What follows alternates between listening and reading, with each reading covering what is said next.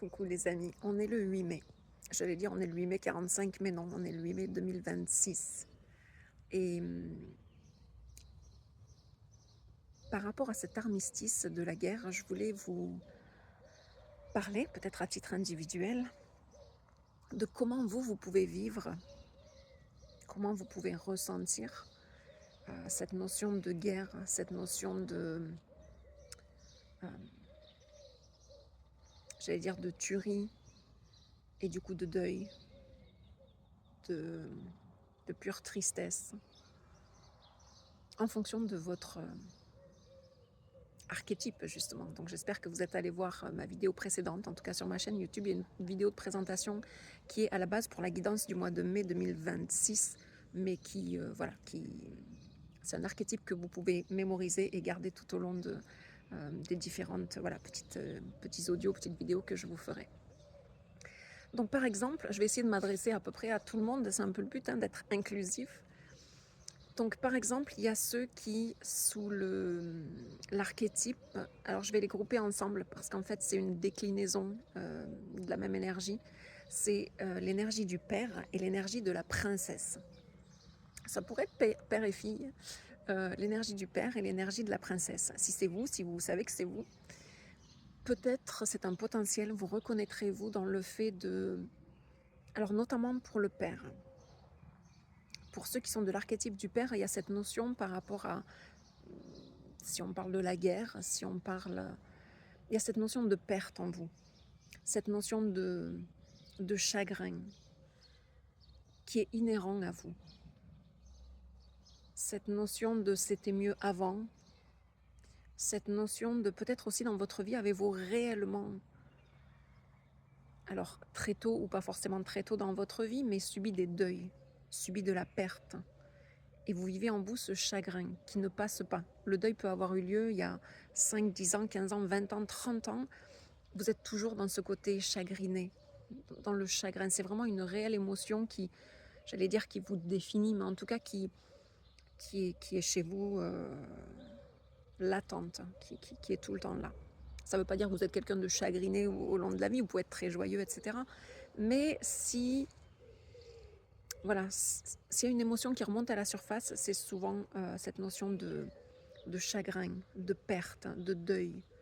Alors ça peut être des deuils de personnes vivantes. Vous pouvez avoir le deuil non fait quelque part ou toujours latent d'une relation, de quelqu'un que vous avez très fortement aimé.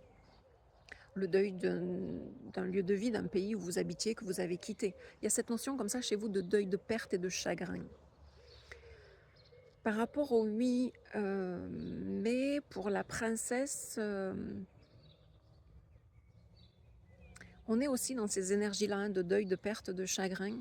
Mais chez vous, la perte, elle se fait, elle est plus par rapport à vous-même. Il y a ce côté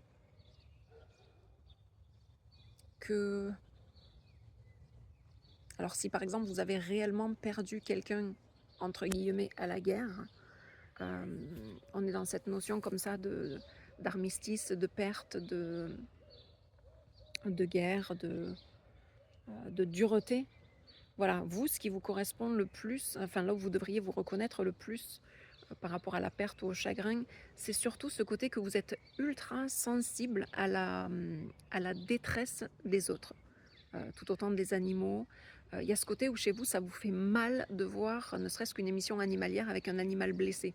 Encore moins, voilà, encore plus les informations avec tout, voilà, les bombardements, etc. Il y a ce côté chez vous où c'est vraiment, c'est à vivre, quoi. C'est comme si ça vous arrivait à vous. Vous avez ce côté éponge énergétique de la douleur des autres. Pour ce qui est, voyons voir, du guerrier. Le guerrier pour vous, hommes ou femmes, on est d'accord, tous ces archétypes sont à la fois masculins et féminins. Il n'y a pas de... C'est pas parce que vous êtes guerrier que vous êtes un homme, c'est pas parce que vous êtes la maman ou la princesse que vous êtes une femme.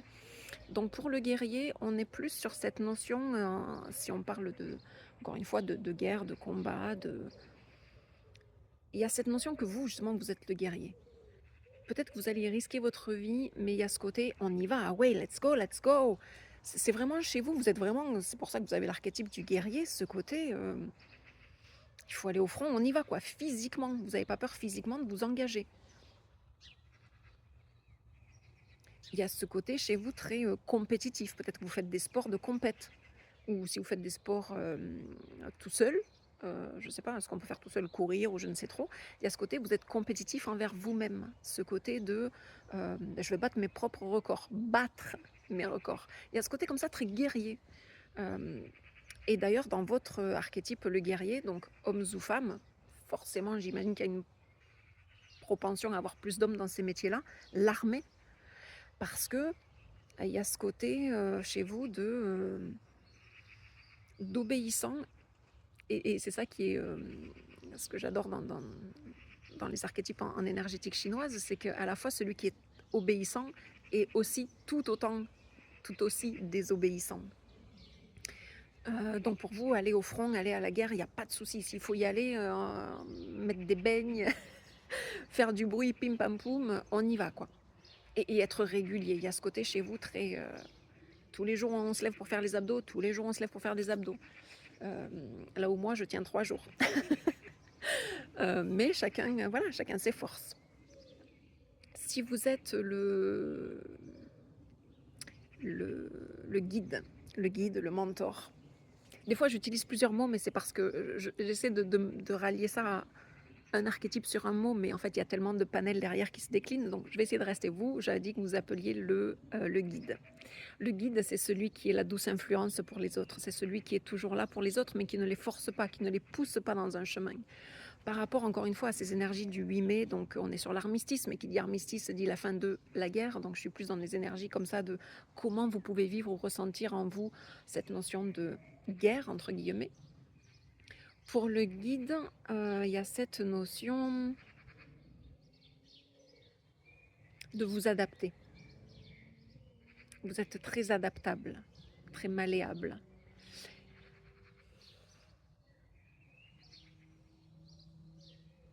Il y a cette notion, j'essaie de rallier ça par rapport à l'énergie de la perte, de la guerre, du combat. Vous vous adaptez au combat, vous vous adaptez à l'ennemi en face, à l'adversaire en face, vous vous adaptez au champ de bataille, au terrain sur lequel vous êtes. Vous pouvez être, j'allais dire, une sentinelle, je ne sais pas exactement ce que c'est, je sais qu'il y avait une série là-dessus à une époque, une sentinelle dans le sens... je ne sais pas pourquoi je dis ça. Il y a cette notion de s'adapter, en tout cas, vraiment, de s'adapter à la personne en face, de s'adapter à la situation, de s'adapter au climat qu'il y a pour tirer au mieux de ce combat. Quand vous êtes l'amoureux, alors pour vous, tout est dramatique. Vous êtes un peu drama queen, on va se le dire. J'utilise beaucoup d'humour, encore une fois, parce que c'est un système qui n'est tellement pas dans le jugement de l'autre, au contraire dans la compréhension de l'autre. Mais oui, bien sûr que je veux vous montrer toutes vos belles facettes. Mais pourquoi en général les gens viennent me voir? C'est parce que c'est le pendant de la belle qualité que vous avez qui est plutôt sur le devant de la scène et qui du coup vous fait trébucher. Une fois que vous en prenez conscience, c'est déjà toute une étape. Et aussi ensuite, si vous savez que vous vivez un peu trop sur la face B du disque, ben, il ne tient qu'à vous de switcher sur la face A du disque avec le titre principal, le titre phare. Oui, je sais, j'ai des références un peu années 70-80, c'est un peu ma génération, désolée pour les plus jeunes. Et encore que, le vinyle revient très vintage, donc écoutez, parfait, vous savez ce que c'est face A, face B, fait que du coup, ben, je suis inclusive, je parle à tout le monde, toutes les générations. Donc quand on est sur l'amoureux, l'archétype de l'amoureux, pour vous, si on parle de guerre, de perte, de combat, donc pour vous, voilà, c'est mélodramatique, c'est « Oh mon Dieu, mais comment je vais survivre à ça ?» Ou il y a ce côté... Bon, bah désolé, j'y retourne, j'ai eu un bug de caméra, donc du coup, je pense qu'au montage, ça se verra un petit peu, mais pas trop, je vais le faire. Je vais essayer de coller les deux vidéos sur la même, de faire de l'édition. C'est tout nouveau pour moi, mais je m'essaye pour que ce soit le plus agréable pour vous à regarder. Donc j'étais sur les innovateurs. Donc pour vous, il y a ce potentiel en temps de guerre, entre guillemets, ou dans une situation d'urgence, de vous figer physiquement, de sentir que vous ne pouvez plus bouger. Il y a ce côté comme ça d'être... j'ai le mot qui me vient méduser. Alors c'est marrant parce que l'élément de l'eau est potentiellement très prégnant chez vous. ou une méduse, ça vit dans l'eau, hein, c'est ce que je crois savoir. Il y a ce côté d'être... j'ai la mâchoire qui me tombe, je ne sais pas quoi dire. Il y a ce côté sans voix, encore une fois. Et ah oui, voilà, j'en étais avant que la vidéo ne coupe. Je sais pas, j'ai eu un bug technique. Il y a ce côté où on pense que du coup, comme vous ne réagissez pas en surface, on pense qu'il n'y a pas de réaction puisque vous ne bougez pas, vous n'avez pas les mots, vous ne dites rien, vous ne bougez pas. C'est un potentiel de réaction. Les gens peuvent penser que oh ben, sur vous, que ce soit la violence dans le monde ou les guerres, etc., ça glisse sur vous comme sur les plumes d'un canard. Mais pas du tout. Tout ce qui se passe chez vous se passe dans les profondeurs de votre âme, dans les profondeurs de votre être. Mais en surface, effectivement, ça paraît que vous êtes impassible, neutre, que rien ne vous touche. C'est tellement, mais tellement pas ça. C'est tellement même l'inverse. Et voilà, ça fait partie de qui vous êtes, de la beauté de qui vous êtes. Ça fait partie de vos réactions, d'un potentiel de vos réactions en cas de stress intense, en cas de violence intense. Il apparaît que vous ne réagissez pas en profondeur parce que vraiment ça vous touche tellement dans vos tripes que tout ce qui se passe chez vous se passe vraiment sous la surface. Mais si les autres pensent que vous êtes insensible, rien ne le touche, rien ne la touche, alors à tous ceux qui connaissent des gens comme ça, sachez que ces personnes-là, là, les innovateurs, sont vraiment, mais peut-être les personnes les plus sensibles. Mais ça paraît pas. Ensuite, il nous reste la catégorie des mamans. Je vais finir par les 3 catégories des mamans. Donc, on a 3 catégories de mamans dans les archétypes, voilà, le système énergétique chinois que j'utilise. Alors, on a la maman, tout simplement, la douce maman, la maman. C'est quelqu'un qui, par rapport à cette notion de guerre, de perte, de sauvagerie, j'allais dire, qui est dans la protection des siens. Qui est pour aller au combat elle-même, cette personne-là, homme ou femme, encore une fois, vous pouvez être un homme et être l'archétype, l'incarnation même de l'archétype de la maman, d'avoir cette douceur en vous, ce côté d'avoir l'autre à cœur en priorité, cette notion de, eh bien, presque d'aller vous sacrifier, d'avoir ce sacrifice au combat de tous les jours. Si on dit que la vie est un combat, alors c'est pas vraiment le cas, mais c'est un peu comme ça qu'on le vit. Il y a cette notion d'aller vous sacrifier à la place des autres. Dans cette notion de faire passer les autres avant vous, cette notion de vous sacrifier. Alors vous l'adaptez à tous les styles à tous les cas de figure de votre quotidien. Là on parle vraiment de cas extrêmes. Il y a ce côté de dire ben, j'y vais. Si ça peut permettre, si je vais me battre pour les miens. Pas pour vous, peu importe ce qui va advenir de vous, et vous savez qu'il y a un risque que, mais pour vous c'est pas grave. Parce que vous faites passer les autres avant vous. Alors sur les 3 mamans, on a cette notion-là que les autres passent avant vous-même. Okay, il y a des subtilités. Quand vous êtes l'archétype de la Wonder Maman, comme je l'appelle, la super maman. La super maman, vous c'est pareil, l'autre passe avant vous. Il y a cette notion, la première chose quand vous vous levez le matin, alors vous le dites peut-être pas comme ça, mais tout ce que vous faites dans votre quotidien, c'est comment je peux aider les autres. Au sens plus large que juste aider les vôtres dans votre cercle restreint comme peut le faire la maman, la douce maman. Vous, c'est plutôt d'aider les autres, dans un sens un peu plus large, toujours dans votre quotidien, mais pas juste à votre proche entourage, voilà, les gens, les amis des amis, etc. Et il y a ce côté de... par rapport encore une fois à cette notion de guerre, de combat, de violence, de vouloir aider. Vous n'avez pas l'archétype du guerrier, pour autant les 3 mamans que vous êtes, la douce maman, la super maman, la wonder maman et la maman d'une tribu à laquelle j'appartiens, vous avez tous cette notion de on va aider les autres, on va le faire pour les autres. Notre mission à nous, c'est d'être la maman pour les autres. Alors, au niveau restreint, au niveau plus large, au niveau très, très, très, très, très élargi, et chacun avec notre façon de faire. Donc, quand vous êtes l'archétype, quand vous incarnez l'archétype de la super maman, il y a ce côté que vous êtes super outillé. Donc, pour aider les autres, vous allez mettre en œuvre tout ce qui... Vous êtes un couteau suisse, en fait, la super maman.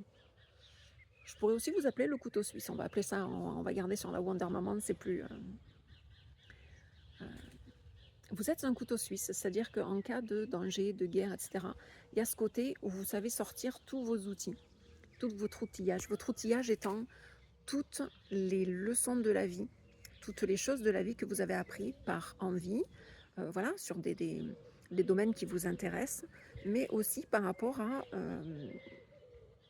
encore une fois, quand on a l'archétype, enfin encore une fois, je vous le dis, quand on a l'archétype de la maman, il y a ce côté où on est là pour aider les autres.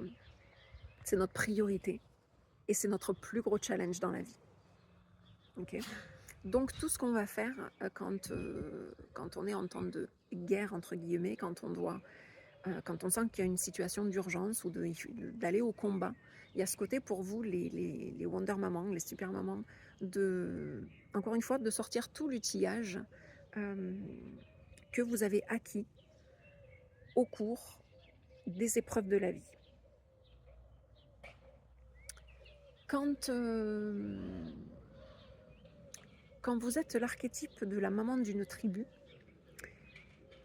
et vous voyez, du coup, je le fais pas exprès, mais je finis par mon archétype. Alors désolé à tous ceux qui font partie de l'archétype de la maman de la tribu et qui, du coup, auront été obligés de regarder jusqu'à la fin. Et en même temps, comme on a des points de personnalité communs, vous, ça vous dérange pas d'écouter une vidéo de 10, 12, 15 minutes. Il y a ce côté de prendre le temps chez vous. Donc c'est pas très dérangeant que je pense que cette information arrive à la fin de la vidéo. Désolée, je suis en train de dodeliner là, de me balancer. J'espère que vous n'avez pas le mal de mer.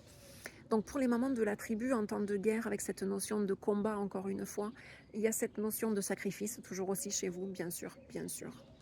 Alors je dis bien sûr, mais c'est pas forcément un trait de caractère à garder, hein, enfin à garder. Vous allez toujours le garder, mais l'idée c'est de ne pas être dans le sacrifice justement, mais de venir en aide sans se sacrifier. Il y a quelque chose que... Donc vous êtes cette maman d'une tribu, c'est-à-dire une maman au sens large. Vous avez besoin d'aider, c'est un besoin chez vous de transmission. C'est pas juste d'aider au quotidien une ou deux personnes, ou c'est pas juste... Il y a ce côté comme ça de vouloir nourrir le plus grand nombre, d'aider au plus grand nombre.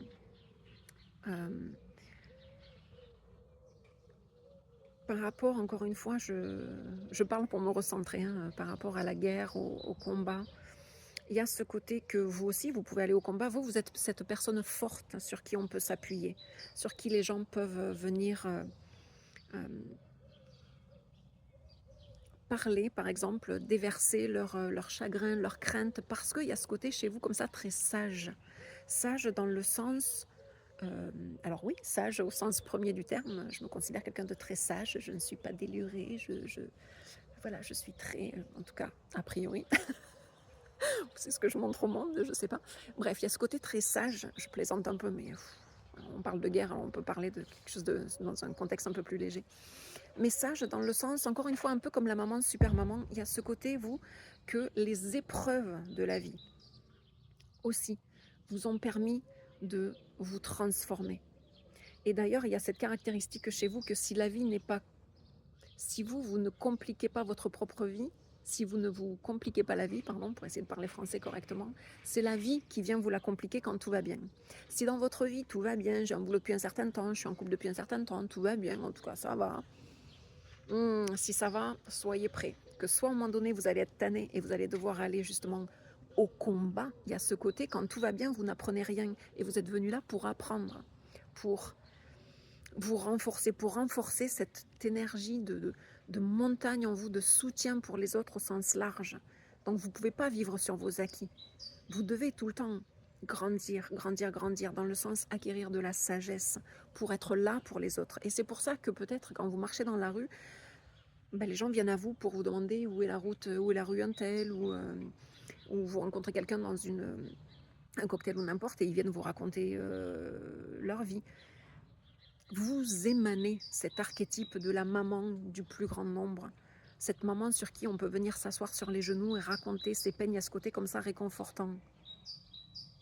Donc par rapport à la guerre, où voilà, il y a ce côté, ou au combat, il y a ce côté que dans le combat, oui, vous pouvez vous sacrifier pour les autres, et non, ce n'est pas une chose à faire. En tout cas, il faut prendre soin de soi d'abord. Et pour les 3 mamans, il y a cette notion de prendre soin de soi d'abord, malgré que ça paraisse au départ contre-intuitif, puisque on est fait pour venir en aide aux autres. Oui, mais si nous on va pas bien, comment peut-on aider les autres? Alors voilà, en ce 8 mai 2026, puisque du coup on n'est plus en 45, je vous souhaite à tous de voir ou d'avoir peut-être entreaperçu ou redécouvert ou réalisé toutes les belles qualités que vous avez. Euh, et peut-être de le partager entre vous. Je pense notamment à l'innovateur, où peut-être les gens autour de vous peuvent penser que vous êtes froid, que vous réagissez pas, parce que vous dites jamais rien, qu'on ne sait pas ce que vous pensez. C'est parce que tout est au fond de vous. Donc voilà, échangez entre vous, ou si vous avez vu cette vidéo et qu'un de vos amis, votre partenaire, etc., ne l'a pas vue, et que vous l'avez reconnu, dire ah ouais, ce petit bout là, ça te correspond quand même pas mal. Donc voilà, échangez entre vous. Encore une fois, ce système, il est... Alors oui, je vous l'ai présenté en termes de temporalité, pour savoir qu'effectivement les influences du temps qui passe nous influencent, et de manière individuelle en fonction de notre trait de personnalité et de notre moment de venue sur Terre. Mais c'est aussi, au sens plus large, un outil qui permet de se comprendre soi et de comprendre les gens autour de nous. Peut-être de comprendre qu'ils sont effectivement différents, et sur quel point ils le sont, et comment on a tous des lunettes différentes, on voit tous la vie avec voilà, un filtre différent. Et ça n'empêche pas de dire, ben moi je vois les choses comme ça, et puis c'est comme ça. Mais oui, bien sûr. Oui, oui. Mais moi je suis plutôt, encore une fois, dans l'inclusion, dans la compréhension, dans le fait d'essayer justement, cette journée de commémoration de la guerre, d'essayer de pacifier les relations, de pacifier les incompréhensions entre les gens. Je peux servir d'interprète entre couples, je peux servir d'interprète entre parents-enfants, entre voisins, ou entre votre patron, collègue, ou peu importe. Oui, juste avec la date de naissance, bien sûr. Alors c'est sûr, ce sont des potentiels, et encore une fois, j'ai tout un panel en fonction de votre archétype.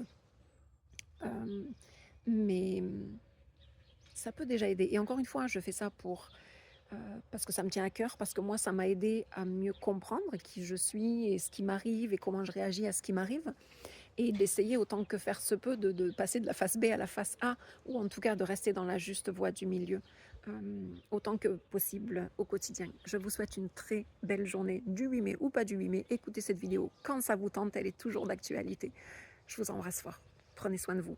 Ciao, ciao.